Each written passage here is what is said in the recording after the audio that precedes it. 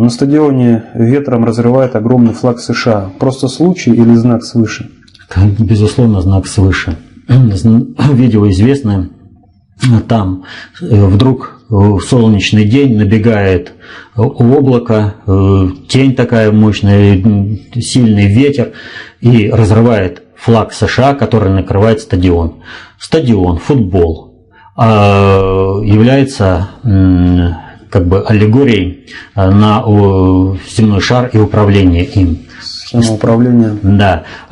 Все это накрыто американским флагом, Pax Americana. Сейчас Pax Americana рушится. И это символично выразилось в разрыве этого флага.